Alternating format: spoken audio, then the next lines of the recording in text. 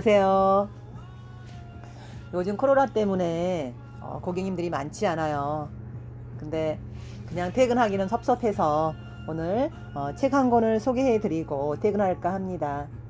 오늘 소개해드릴 책은 행복의 기원이라는 책입니다. 제가 이 책을 아마 제가 가게를 오픈하고 나서 얼마 안 돼서 이 책을 읽었던 것 같아요. 그러니까 2014년도에 제가 이 책을 읽었는데, 이때 제가 이 책을 읽고 너무 좋아서 주변 사람들한테 이 책을 많이 권유를 하고 또 고객님들한테도 이 책을 많이 빌려드렸던 것 같아요. 이분은 그래서 저도 이 책을 한 3번 정도 읽었었는데, 이 책을 지으신 분은 서운국 씨입니다. 현재 연세대학교 심리학과 교수로 재직 중이시고요. 이분은 세계에서 가장 활발하게 인용되는 행복 심리학자 중에 한 명으로 특히 행복과 문화, 차가 전문 분야다. 그의 논문들은 OECD 행복 측정 보고서의 참고 자료로 사용되고 있으며 최근 세계 100인의 행복학자로 선정이 되어 세상의 모든 행복에 기고했다. 그리고 모교인 연세대학교로 돌아와서 지금 이제 행복의 과학이라는 이제 저자의 강의가 있는데, 이 수업을 들어도 행복해지지 않는다 하고 교수님께서 경고에도 불구하고 수강 대기자가 700명을 넘는다고 합니다. 이 책의 이제 표지에 보면 행복의 기원 이렇게 해서 인간의 행복은 어디서 오는가? 생존과 번식, 행복은 진화의 산물이다 이렇게 나와 있습니다. 그리고 제가 이 책을 읽고 중요한 걸 아마 이게 책 앞쪽 표지에다가 적어 놓은 게 있는데 한번 읽어보도록 하겠습니다. 저도 지금 아주 오랜만에 이 책을 다시 꺼내 들었습니다. 내 원래 용도는 연애를 하고 사랑을 하고 친구와 사귀는 것이지 2차 방정식을 푸는 것이 아니다. 결론은 행복해지려면 이 사회적인 뇌를 잘 이용한 자들이어야 한다. 행복은 본질적인 감정의 경험이다. 의식주가 해결되고 일정 경제 수준에 이르면 얼마나 돈이 있느냐보다 그것을 어떻게 쓰느냐가 중요해진다. 돈은 이꼬르 비타민이다. 그래서 이 비타민이 부족하면 비타민 이제 결핍이라 하는데, 적정량 이상의 섭취는 더 이상의 유익이 없는 것처럼 돈도 마찬가지라고 합니다. 사람은 행복의 절대 조건이지만 나의 모든 것을 버리고 오직 남을 위해 사는 것은 바람직하지 못하다. 각자가 가진 독특한 꿈과 가치와 이상을 있는 그대로 서로 존중하며 이해하는 것, 이것이 사랑과 함께 사는 모습이다. 이 책은 총 챕터가 이제 9가지로 이렇게 나눠되어 있습니다. 그래서 이제 행복은 생각인가, 그리고 인간은 100% 동물이다. 또 다인과 아리스토텔레스의 그 행복에 대해서 이야기하고 있고요. 행복은 또 아이스크림이다. 그리고 이제 이렇게 몇 가지 글로 되어 있습니다.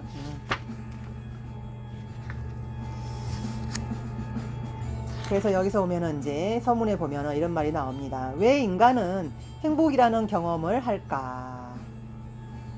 또 이 경험이 가지고 있는 본질적인 역할은 무엇일까?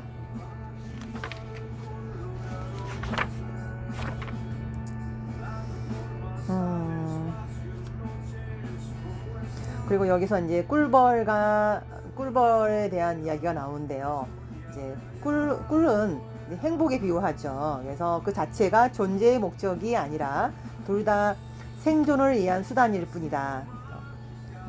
행복하기 위해서 사는 것이 아니라 살기 위해 행복감을 느끼도록 설계된 것이 인간이다.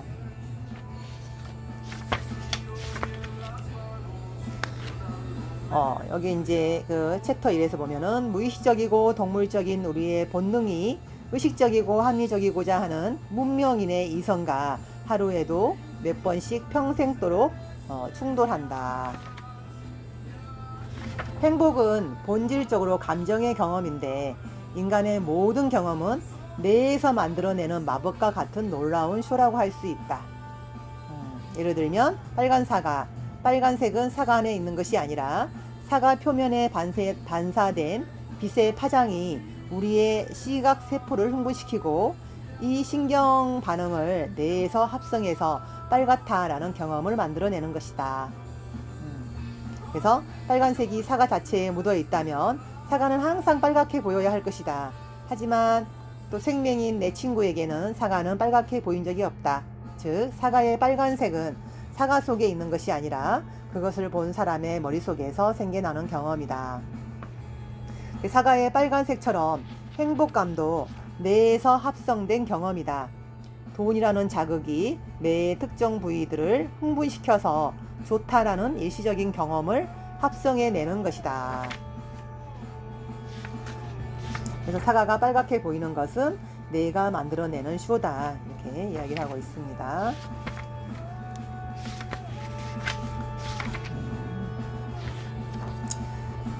생존의 위협을 느끼면 인간은 더 동물스러워진다. 요즘 이제 또 코로나 때문에 생존의 위험을 받고 있죠. 그러니까 이럴 때일수록 사람들은 더 동물스러워진다고 합니다. 생존 위협이 커질수록 인간도 본능적인 모습으로 회귀한다. 영양 비축을 위해서 칼로리가 높은 초콜릿을 찾게 되는 것이다. 다만 이 과정은 자신도 모르게 자동적으로 진행이 된다. 그래서 여기서 인간의 이성적인 사고 대 동물적인 본능, 무엇이 진짜 모습일까요?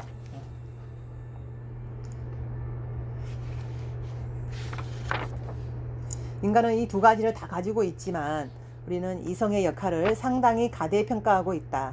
역으로 본능이 보이지 않는 힘이 우리를 얼마나 움직이는지는 가소평가하며 산다. 그런데 이게 이제 생존의 위협을 느낄 때 이 동물적인 그 본능이 얼마나 또 중요한지 알게 되는 거죠. 그래서 챕터 2장에서는 이제 인간은 100% 동물이라는 거.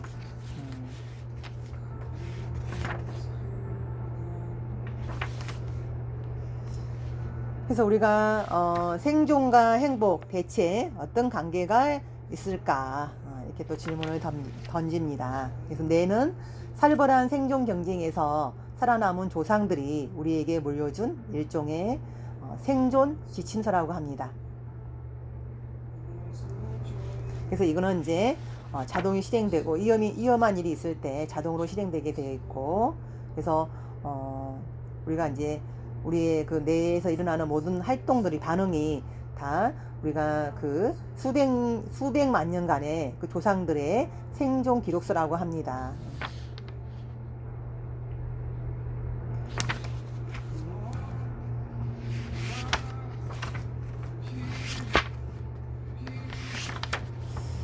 챕터 3장에서는 이제 다인과 아리스토텔레스의 그 행복에 대해서 다루고 있습니다. 우리는 이제 학교에서 대부분 그 아리스토텔레스적인 행복론을 많이 배웠어요. 그러니까 아리스토텔레스적인 행복론은 뭐냐 하면은 목적론적 행복인데, 자연의 그 어떤 것도 그냥 존재하는 것이 아니며 분명한 이유와 목적을 품고 있다는 생각, 이것이 바로 목적론적 사고의 원조가 바로 이제 아리스토텔레스입니다. 그래서 아리스토텔레스의 인생관 또한 다분히 목적론적이고, 이제 그에게 삶은 가만히 서 있는 것이 아니라 뭔가를 추구하며 그것을 향해 나가는 과정이다. 이때 인간이 추구하는 가장 궁극적인 목표를 행복으로 보았고, 결국 인간 행위의 종착지는 이제 결국 행복이라는 것이죠. 이걸 갖다가 이제 행복은 뭐 최고의 선이 되는 것이다. 이렇게 이제 아리스토텔레스적인 이론이 나오는데,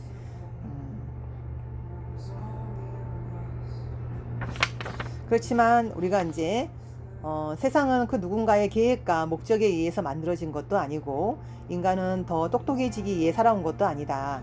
물리적인 법칙과 화학 반응들에 의해서 발생한 것이 우주이고 생명이고 인간이다. 그 과정에는 어떤 목적도 이유도 없다는 거죠. 그래서 이제 아리스토텔레스의 행복론에 또 인생관에 이제 반박을 합니다. 그래서 인간은 이제 자연의 법칙을 따라서 존재하게 된 하나의 생명체이고 그 이상도 이하도 아니라는 것이죠. 진화론은 다윈이라는 한 천재의 개인적인 의견이나 견해가 아닙니다. 그냥 사실적인 거라는 거죠. 인간은 진화의 산물이며 모든 생각과 행위의 이유는 결국 생존을 이해합니다. 다윈 대 아리스토텔레스의 이제 중요한 대립이자 갈림길이 있는데, 이제 많은 사람들은 행복이 다분히 목적론적이고 가치지향적이다. 삶의 궁극적인 목적은 행복이며 이것은 의미 있는 삶을 통해 구현된다는 식의 생각, 도덕적인 그 버전의 행복론이 곧 이제 그 아리스토텔레스적인 행복론이죠. 이 책에서는 이제 과학적인 버전의 행복을 이제 찾아보려고 합니다. 그래서 이제 찰스 다윈의 모든 생명체가 번식하며 살아가기에 지구 자원이 턱없이 모자란다는 점을 깨닫는다. 자연의 질서가 유지되는 것은 누군가가 수명을 채우지 못하고 꾸준히 죽기 때문이다. 그렇다면 누가 살고 누가 죽는가? 진화론은 이 치열한 생존 경쟁이 진행되는 과정을 체계적으로 설명한다. 만 50세가 되던 해에 다윈은 종의 기원을 출판한다. 수많은 종의 생명체들이 어떻게 지구에 출현하게 됐으며 어떤 과정을 통해 이들의 생존과 소멸이 갈리는지를 설명했다. 그래서 이제 생명체들은 후세에 자기의 유전자를 남겨야 하며 이때 넘어야 할 엄청난 장벽이 성공적인 짝짓기다. 마치 공작새가 사치스러운 꼬리를 가진 이유이고 수컷 공작새가 많은 위험을 감수하면서까지 큰 꼬리를 유지하고 또 그것을 단장하는 이유는 짝짓기를 위해서이다. 생존하기 위해서라는 거죠. 생명체가 가진 모든 생김새와 습성은 우연의 산물이 아니고 생존과 짝짓기를 위한 도구라는 점이다. 동물의 모든 특성은 생존과 번식이라는 뚜렷한 목적을 달성하기 위한 도구이다. 그럼 인간의 마음은 정말 무엇을 하기 위해서 설계되었을까? 그 책의 요지는 이렇다. 창의성이나 도덕성 같은 마음의 산물들은 동물 중 인간만이 가진 특성이며 또 인간의 마음 또한 진화의 과제를 해결하기 위해서 생긴 도구일 뿐이다. 그래서 창의적인 노력에 담긴 본질적인 의미나 목적은 무엇일까? 본인조차도 의식하지 못하지만 상당 부분은 짝짓기를 이해함이라는 것이죠. 아리스토텔레스는 일찍이 행복은 삶의 궁극적인 목적이라고 단언했어요. 행복을 뭔가를 위한 수단이나 도구가 아니라 모든 인생사가 향하는 최종 종착지로 보았다고 합니다. 이 철학적인 관점이 빚어낸 행복의 모습이 2000년간 큰 흔들림 없이 유지돼 왔고 이것은 여전히 많은 사람들이 행복에 대해서 갖고 있는 시각이다. 그런데 이 오랜 관점과 진화론은 정면 대립한다. 앞서 보았듯이 진화론적인 관점에서 인간의 모든 특성은 생존을 위해 최적화된 도구다. 밀러에 의하면 신체적인 특성뿐만 아니라 고차원적인 정신적인 특성도 이 생존 도구의 역할을 한다. 그래서 행복 또한 생존에 필요한 도구에 불과한 것은 아닐까. 네. 그래서 여기서도 이제 피카소를 예를 들었네요.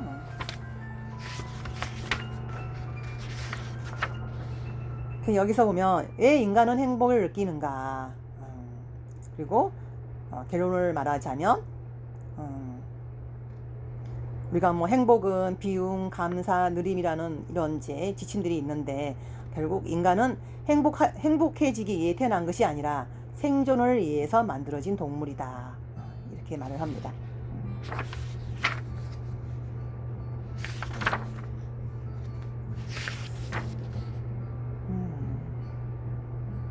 인간도 이제 여기서 이제 개도 보면 개가 이제 서핑할 때 먹이를 유도해서 이제 그 개가 그 쾌감을 알고 계속해서 이제 서핑을 하듯이 여기서도 이제 인간의 그 행복감도 이제 쾌감에다가 비유를 했어요. 쾌감. 개가 새우깡을 얻기 위해서 서핑을 배우듯 인간도 쾌감을 얻기 위해서 생존에 필요한 행위를 한다는 것이죠.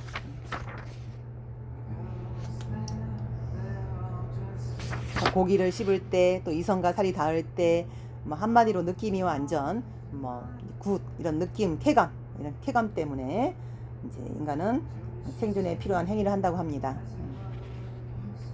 이 과정에서 그들은 자신의 유전자를 남기게 됩니다. 유전자를 퍼뜨리려는 거창한 포부 때문이 아니라 개가 새우깡을 통해서 얻는 쾌감을 인간도 최대한 자주 많이 느끼기 위해서 고기와 이성에 몰두한 것이다. 행복감을 인간이 왜 느낄까? 그것도 답은 생존 그리고 번식이라는 거. 행복은 삶의 최종적인 이유도 목적도 아니고 다만 생존을 위한 절대적으로 필요한 정신적인 도구일 뿐이다. 행복하기 위해서 사는 것이 아니라 생존하기 위해서 필요한 상황에서 행복을 느껴야만 했던 것이다. 이 서은국 교수님은 행복의 기원을 지금까지 우리가 알고 있는 그 행복의 개념하고 다르게 다인의 진화론 입장에서 접근을 했어요.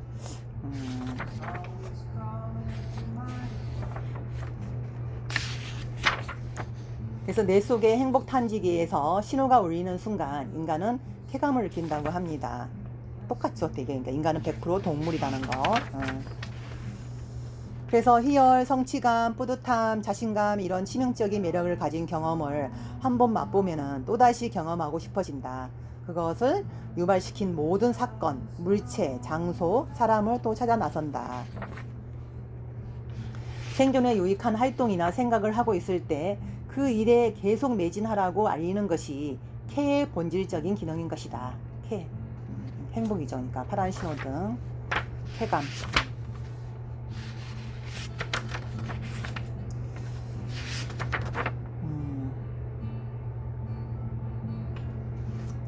그래서 여기서는 이제 인간은 뼛속까지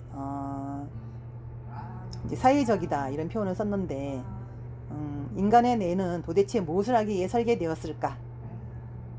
일평생을 연구를 토대로 그가 내린 마이클 가자니가라는 이분이 내린 결론은 인간관계를 잘하기 위해서 이렇게 인간의 뇌는 이제 설계되었다고 합니다. 인간의 뇌가 급격히 커진 시기는 함께 생활하던 집단의 크기가 팽창할 때와 맞물려 있다. 인간의 뇌를 성장시킨 기폭제는 타인의 존재였다는 것이 이게 이제 사회적인 뇌 가설의 핵심이라고 합니다. 뇌의 원래 용도는 연애를 하고 친구와 사귀는 것이지 이제 아까 2차 방정식을 푸는 것이 아니기 때문입니다. 사회적인 뇌를 잘 이용하는 자들이 이제 이게서 호모 사피엔스죠. 사피엔스 집단으로부터 이제 소외나 고립은 죽음을 뜻했다고 합니다. 그래서 생존 비법 패키지를 뜯어보면은 하나는 이제 고통이고, 고통의 정확한 진원지는 다리가 아니라 이제 우리가 뇌라고 합니다. 다리가 다쳤을 때도. 그리고 여기서 이제 우리가 뇌 영상을 이렇게 찍어보면은 신체적인 사회적인 고통은 동일한 뇌 부위에서 발생한다고 합니다. 손이 잘리든 애인이 떠나든 뇌는 똑같은 곳에서 비상경보를 발동한다. 둘 다 생존을 위협한다는 점에서는 차이가 없다는 뜻이다.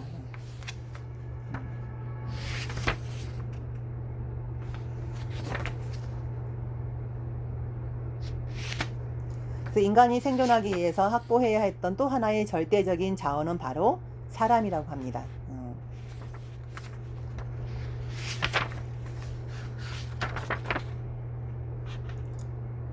지구에서 최고의 생존 성공담을 가진 동물은 개미와 인간이라고 합니다. 두 생명체의 공통된 특성은 유별날 정도로 사회적이라는 겁니다. 결국 생존과 짝짓기죠, 모든 게. 또 재밌는 게 세상 남자 200명 중에 하나는 징기스칸의 후손이라고 합니다. 그만큼 이게 전쟁도 결국은 생존이죠. 생존과 짝짓기. 그래서 희로애락의 원천은 대부분 사람이다. 그래서 사회적인 경험과 행복은 불가분의 관계를 맺는다. 행복감은 사회적인 과제들을 해결하기 위해서 존재하게 되었다고 생각한다. 그래서 이제 우리가 볼 때 행복에도 개인차가 있는데 외향적인 성격 특질을 가진 사람들이 더 행복하다고 합니다. 여기서 보면 이제 행복은 사회적인 동물에게 필요했던 생존 장치라는 거죠. 익숙한 철학의 안경을 벗고 진화론적인 렌즈로 행복의 본질을 좀 더 깊게 이제 들여다보게 되었다고 합니다. 그래서 아까 행복은 사회적인 동물에게 필요한 생존 장치였구나. 장치.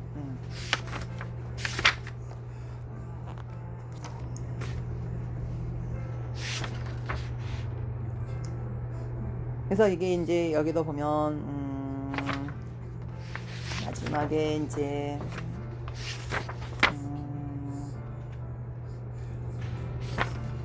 저기서 보면 이제 작가가 마지막에 이제 행복에 대해서 이야기한 게 나옵니다.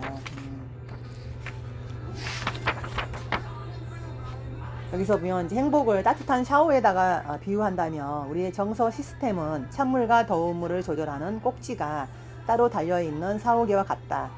불행한 요인들을 줄이는 것은 마치 찬물 꼭지를 잠그는 것과 비슷하고 사오물이 덜 차가워질수록 더 따뜻해지지는 않는다. 우리가 인생에서 추구하는 많은 삶의 조건들은 이 사오기의 찬물 꼭지와 비슷하다. 물을 덜 차게, 즉 삶을 덜 불편하게 만드는 효과는 크지만 물을 뜨겁게 만드는 데는 한계가 있다는 것이죠. 그래서 여기서 영어로 말하면 becoming 되는 것과 being 무엇으로 사는 것의 차이가 상당히 크다는 거죠. 많은 사람들이 미래에 무엇이 되기 위해 전력 질주한다. 이렇게 becoming에 눈을 뜨고 살지만 정작 행복이 담겨 있는 곳은 being이다. 무엇으로 사는 것이죠. 무엇이 되는 게 아니라 무엇으로 사는 것.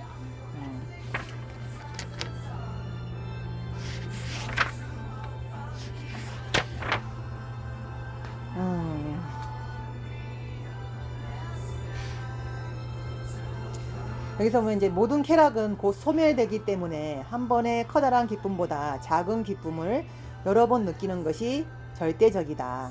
그래서 행복은 기쁨의 강도가 아니라 빈도다. 큰 기쁨이 아니라 여러 번의 기쁨이 중요하다. 모든 것은 녹는다는 사실을 받아들이고 자주 여러 번 아이스크림을 맛보는 것과 똑같다. 그래서 행복은 아이스크림이다. 아이스크림은 달콤하지만 반드시 녹는다. 행복도 마찬가지다.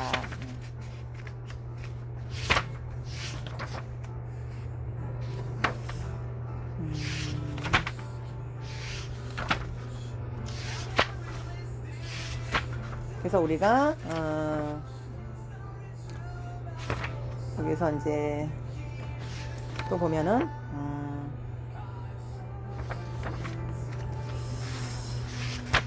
자신의